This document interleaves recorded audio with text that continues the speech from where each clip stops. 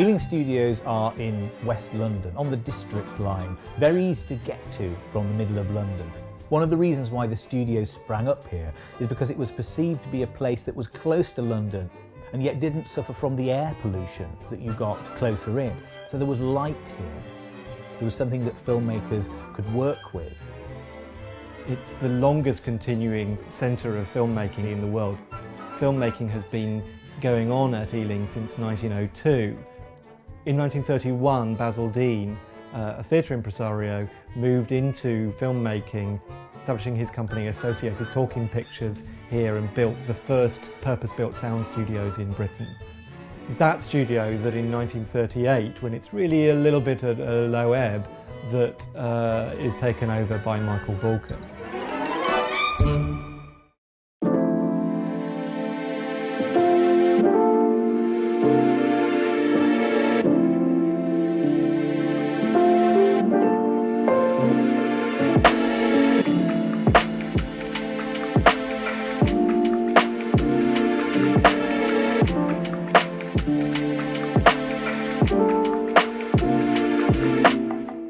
Hello and welcome to Art Beyond the Museum's UK edition.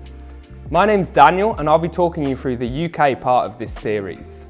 So, firstly, let's talk about Art Beyond Museums. What is this project? For that, we'll focus on museums. What are museums? Are they places to collect art and exhibit them? No, they're actually places to collect art and show them to the people, bring them to the people. So, if we find ourselves in a situation like the current global pandemic where we can't visit our favourite museums, our favourite galleries, we can't travel to our favourite places to see the interesting cities we like to normally enjoy, what do? Do we just let these places go to waste as if we can't access them? The artwork in galleries, do they go to waste as well? Do they collect dust in a dark room? No. We want to bring them to the people. We want them to bring the artwork and these places to you. That's what Art Beyond Museums is. We're going to bring the artwork to you, the cities to you, the places of interest to you in the comfort of your own home.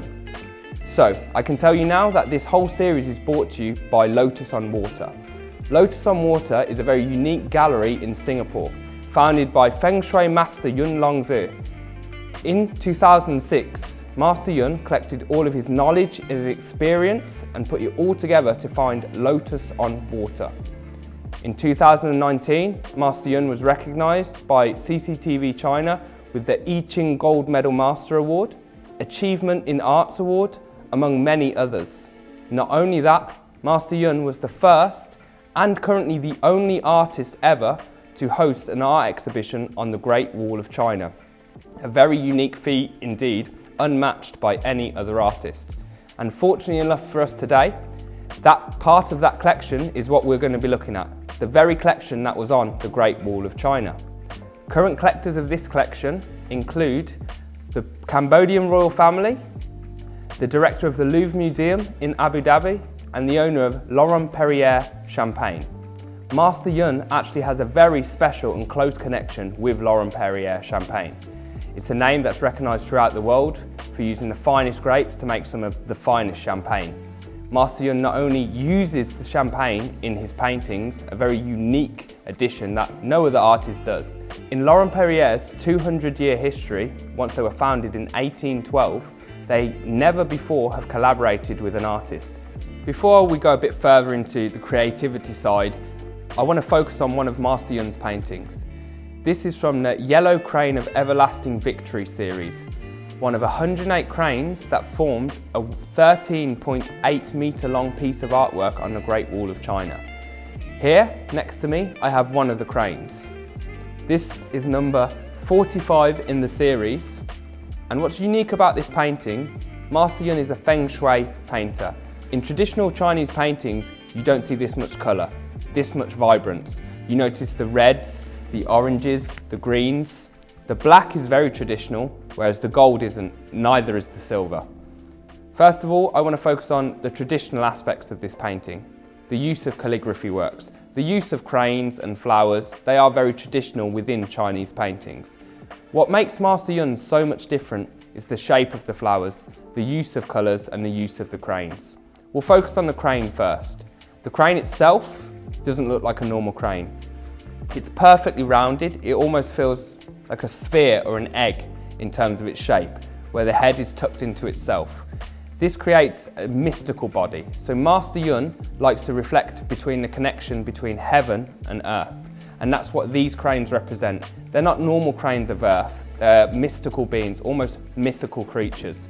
Made out of 24-karat gold, painted on dongba paper, so not traditional rice paper as is used with most traditional Chinese paintings. Dongba paper allows Master Yun to create layers. So this isn't just 24-karat gold painted straight onto the paper. This is built up using layers of 18-karat gold, 18-karat silver, many different paints. The techniques used are similar to that used in oil canvas painting. Again, not traditional Chinese. Master Yun looks at all areas to draw his creativity from. And that's what we've got here with this incredible painting next to me. Surrounded by peonies, using 18-karat silver, it surrounds the page. When we talk about the series, we mention victory, victorious, and that's what we see in this painting. It's bright, it's vibrant.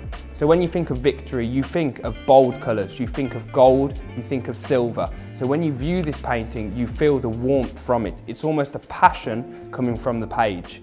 And that's what Master Yun wants you to feel his paintings. They're not just to view, they're to make you feel something. A crane represents status and longevity. So by having one of these paintings, it increases your prosperity, your wealth and your health. Many stories from Master Yun's previous clients has spoken about the benefits of having one of these incredible pieces of artwork in their own homes. Looking at this painting, it is incredible. As I said, it almost pops off the page. Passion, vibrance, warmth, giving you the sense of victory. But that's not all this painting has to offer. Under UV lights, you'll see the painting change, so the flowers, the cranes, they're no longer visible as we see them. Instead, Master Yun paints them using UV paints as if they are heavenly bodies. It's like you're looking out to the stars, to the galaxies, into the unknown. Again, making you feel something completely different, almost as if you're entering one of your own dreams, a heavenly place. So, as you can see around me, we're in a different set than what we're used to, a different setting to what we're used to, and that's because we're actually in a film studio. We are currently in Ealing Film Studios, which is the oldest film studios in the entire world.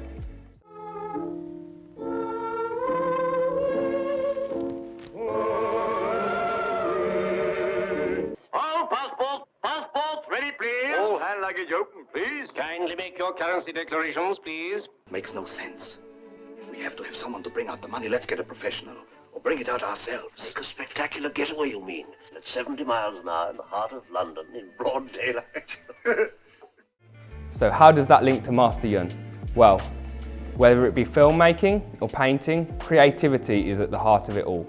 There's so much thought and process that goes into it, so much detail, attention to detail, and we'll look at the link between both. So throughout this episode, we'll look at Master Yun's paintings, his techniques he uses, the interest in the way the paintings make you feel, and also we'll have an actress on later who's based here in Ealing, and she'll tell us a bit about Ealing Studios, exciting creative projects she's got coming up, which includes a feature film over in the US. I can't do this anymore. The lies, the guilt, I can't do it! You have to. You killed him, Luke! Keep your voice down, will you? Do you hear? If I didn't kill him, it would have been you. So right now, we're joined with Olivia Maiden, an actor and director local to here in Ealing. Not only that, at the age of just 19 years old, Olivia actually has her first feature film debuting in the US next year, which not only is she acting in, she's also directing. So Olivia, thank you for joining us today. Thank you so much for having me. So, right now we want to look at the link between filmmaking, creativity and Master Yun's artwork. Obviously you're based here in Ealing, Ealing Studios, the oldest film studio in the world. Can you tell us a bit about the link between creativity and filmmaking as well as artwork? Yeah, I mean, Ealing Studios is like you said, the oldest film studio in the world, and it's home to some of the famous Ealing comedies, The Lady Killers, The Man in the White Suit, and yeah, it's really like Ealing is such a hub of filmmaking at the moment, especially with loads of studios opening up in the UK. But no, I think it's really interesting, like you were talking about the relationship between paintings and artwork and filmmaking. because there are so many elements in both which are so crucial to every filmmaker's sort of journey from the start to the finish. Yeah, and you see in Master Yun's paintings like the depth and the balance, and especially the colours. There's so much in there that you can take as a filmmaker to start creating. So when you look at Master Yun's paintings, could you basically look at it and get inspired for a short film by yourself? And in terms of going back through history, is there any references to any other filmmakers and artists that have actually linked up and you see the actual bridges and connections between both industries? Yeah, I mean, absolutely. If you look like previously with Hitchcock and Tarantino, they actually, like, when they're starting with the storyboarding process, they will choose famous paintings and they'll look at the composition of it, especially like you see the rule of thirds, and with lighting you see like Rembrandt lighting, which is a lighting technique used by filmmakers which actually originated with Rembrandt, a famous painter, and yeah, sometimes they will literally try and replicate the painting in a shot, and other times they'll just take elements from it, which I think you can see in Master Yun's paintings, because it leaves a lot, like, it's so detailed and thorough, but there's loads you can take from it. Like, I think you were mentioning about the UV light and how it completely changes. I mean, I think that is so important in filmmaking, because filmmaking, there are so many layers in filmmaking. You have what you show the audience, what the characters see, and then what you as a filmmaker know, but you don't give the audience that yet. Like all the subtext and layers there, which, yeah, I think you see that so clearly in Master Yun's paintings. Oh, definitely. So you've mentioned about the UV. The UV lights in Master Yun's paintings is completely different. So when you look at Master Yun's paintings, obviously, because of the UV effect, I've told you about it, you know about it, but at face value, you don't see that, but you almost get the feeling there's so much more to the painting. Do you see a similarity in films? So like, do you see a bigger message in films? Obviously, when we watch a film, we understand it, but a lot of people talking about meanings behind films, that it's not in black and white, but you get the feel. So do you get that from Master Yun's paintings, and do you think they're very comparable? What I'm basically trying to explain. Yeah, no, literally, they're so comparable, because like you're saying, there is a main message you want to tell in a film, but audiences can take so many different things from it, and that's what I love about it, is that, like, when I'm going into the script writing process, I can have a few themes and messages I want the audiences to feel by the end of the film, and then once it's released, people can come up to you and be like, oh, that really, like, hit me in this way or something, and you never intended it for that, but that is like the magic of film and artwork, is that you can take so many different things from it.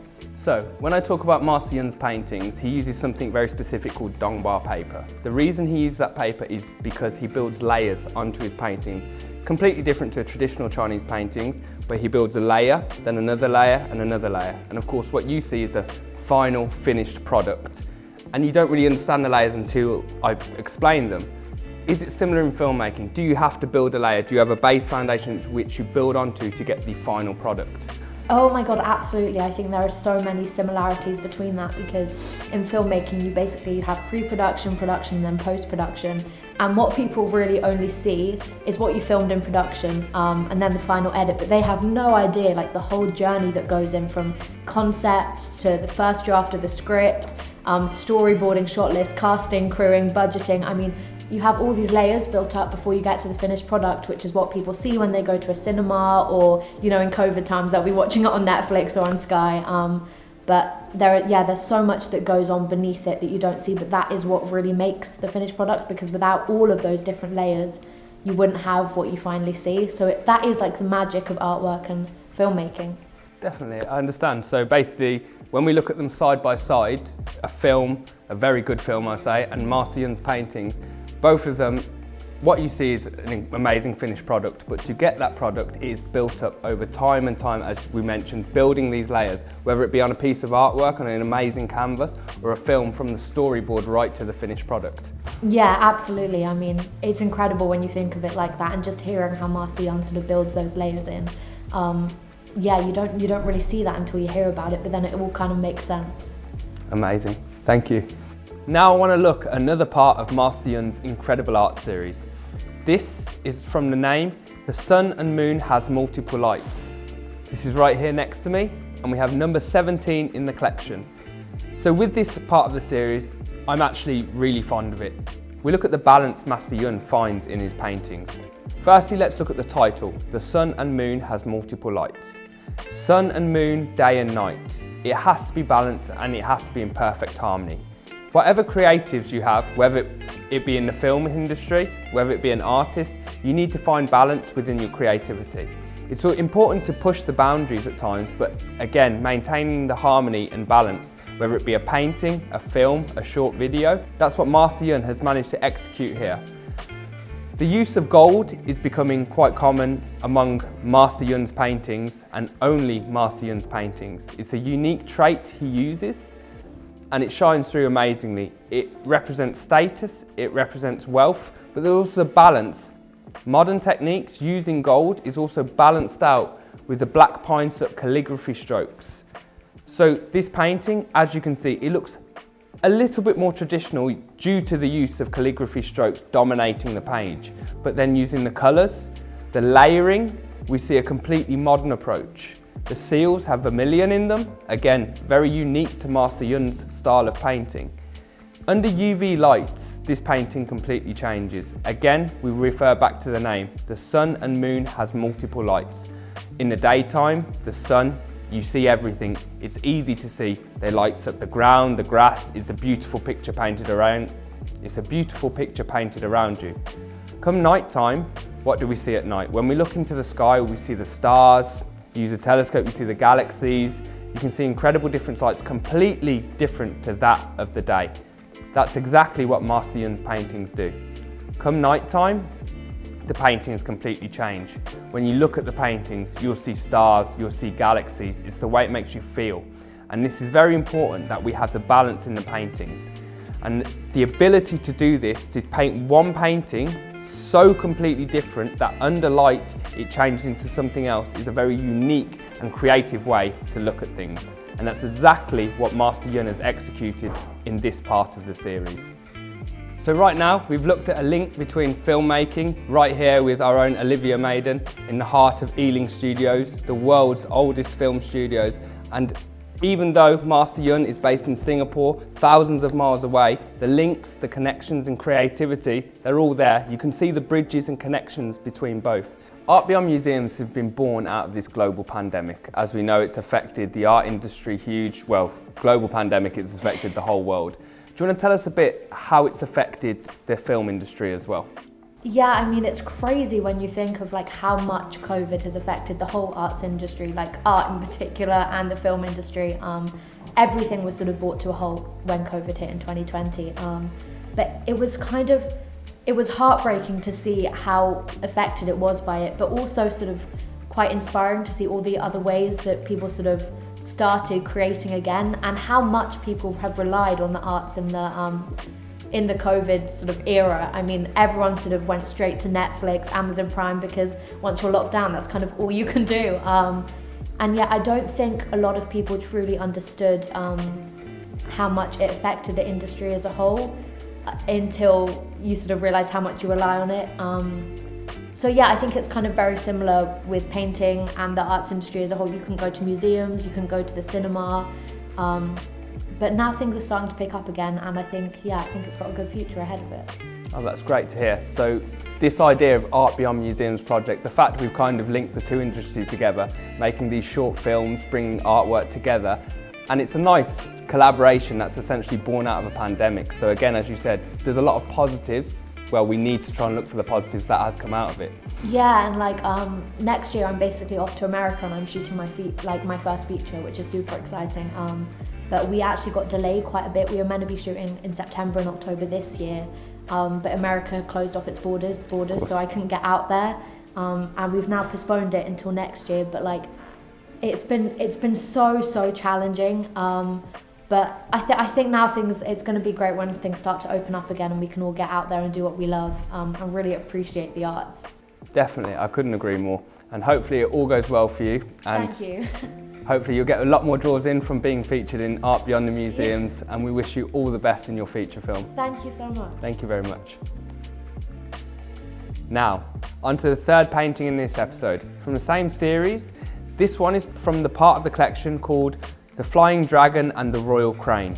Dragons and cranes, very important, very traditional in Chinese culture. But once again, what Master Yun has done has used them names, used them terms, used them creatures, and put them in a more modern approach into this incredible calligraphy painting. The term royal and royalty within this title again just reflects the painting itself, the use of gold, silver, beautiful rich materials.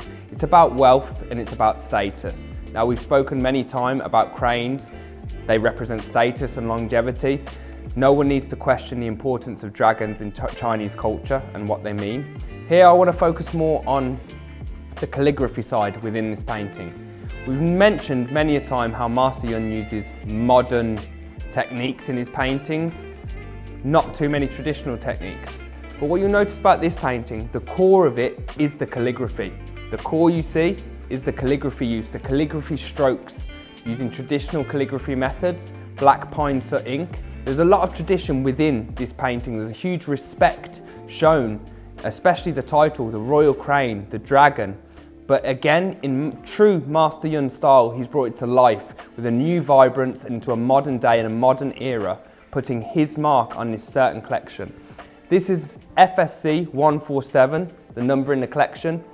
Traditional use of 24 karat gold leaves. Again, you have the red, the bright colours, the vibrance, but not so much the earthy colours that Master Yun does use in his other paintings. The oranges, the deep reds, the greens. This is focused on golds, riches. Again, referring back to the title of the Royal Crane. Another very unique piece which completely changes under UV light, reflecting that traditional yet unique modern approach Master Yun seems to pull off so well. So there we go. Thank you for joining me for Art Beyond Museums UK edition for this amazing episode in the incredible and historic Ealing Studios. Another massive thanks to Liv for joining us today. I really hope you enjoyed going through Master Yun's paintings, learning a bit about Ealing Studios as much as I have. Such a historical place full of creativity and vibrance, a perfect host for us to showcase some of the most incredible and unique artwork currently available at the moment. Thanks once again, and I'll see you soon.